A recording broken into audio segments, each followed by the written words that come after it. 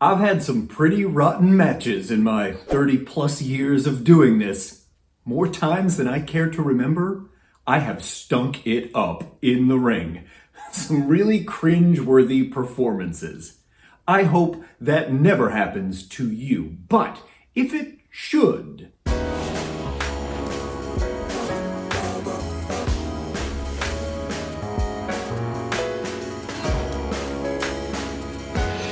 I'm Mike Quackenbush. This is Till We Make It. And if you are struggling to break through in a bigger way, and you want to experience greater success in pro wrestling, subscribe right now. Today, I want to share with you some hard lessons learned.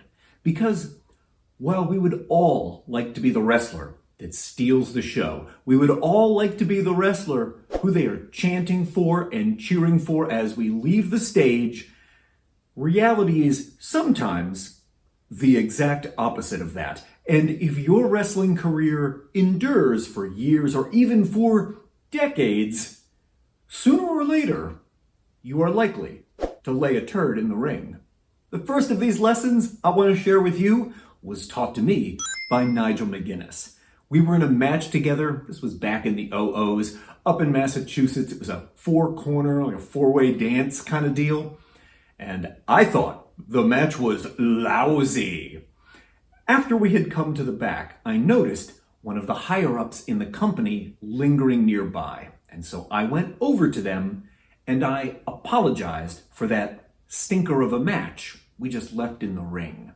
No sooner was that conversation over than Nigel took me by the arm and led me away to where no one else could hear, and he imparted to me this insight which has stayed with me ever since. He told me that guy was praising our match as I came back through the curtain. He loved it, but the way you handled that interaction may have just changed that positive into a negative. Don't ever make that mistake again. Not part of the plan, but about 8 feet that way, I have a giant wall of media. And over there, I don't know, maybe there's like a third of the matches that I've ever wrestled. Real quick, I'm going to go check the wall of DVDs. Yep, I have it. A Fight at the Roxbury, it's called. Number one contenders, four-corner survival match. Nigel McGuinness, Mike Quackenbush, Claudio Castagnoli, and Chris Hero. I'm going to rewatch this. I'll be right back. I just rewatched it. Don't go down the steps. I still don't love it. But ultimately, Nigel McGuinness was right. That conversation I had was a bit self-sabotaging. It's fine if it's my opinion that the match was lousy. And I bet you can think of matches that you love that other people hate. And it's fine if you want to argue and debate those topics with your friends. But in a professional setting, when people's jobs are on the line, I want to caution you to not necessarily go about broadcasting negative opinions you have about matches, especially while the bosses and decision makers happen to be around. Because, like I did, you might sour someone's positive opinion of the work and turn it negative. Not only is that a bit self-sabotaging, but it's also not good for the other people that were performing with you. You're not doing them any service either. Quick side note, Matt Seidel, you are so talented, it's absurd. The second lesson I want to share with you relates to something that I struggle with basically every day. My internal monologue runs exceptionally negative. And after I have what I consider to be a bad match, that internal voice, it is loud and constant and aggressive. You're such an idiot. You're a complete failure. That's what I'm hearing in my head. And if your internal monologue also runs negative the way that mine does, I want you to know I feel ya big time on that one. It's a daily struggle. However, I have come up with a method that, for the most part, helps me to mitigate those internal voices, and I want to share it with you now. I start by giving myself a fixed amount of time, like 30 seconds, to let my brain do what it needs to do. Get it out. Go ahead. Say all the things you need to say in the internal monologue, but after that, I make the hard shift into work mode. And for me, going into work mode means putting on my analytical goggles. I'm going to look back at the mistakes that I just made in the ring, and then as quickly as I can, I begin devising solutions so those mistakes are never repeated again. If this were to happen to me in the future, next time I would handle it like this. If this sort of thing were to occur in the ring, I would address it in this way.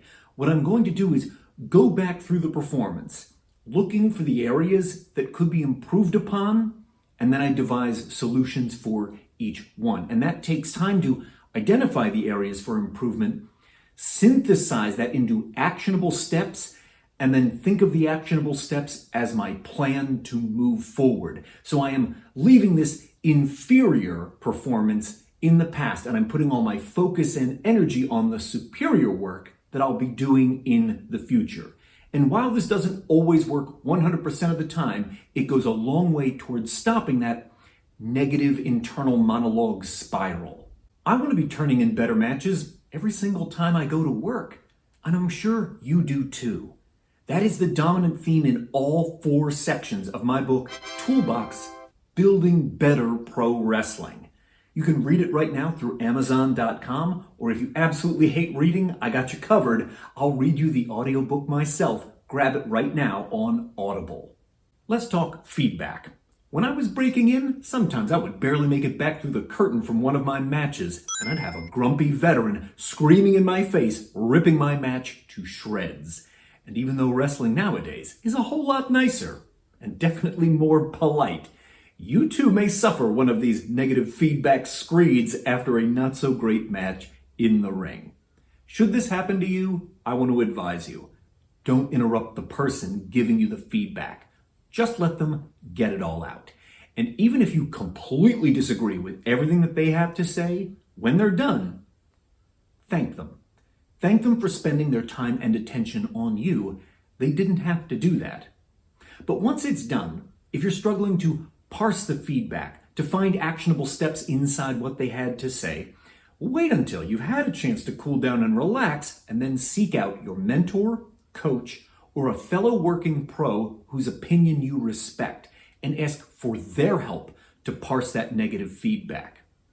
Even the greatest wrestlers of all time have had some bad matches, and that did not prevent them from going on to future success. It's just a matter of being able to break apart negative feedback, to analyze the failings of a bad match, and see that as a recipe for improvement going forward.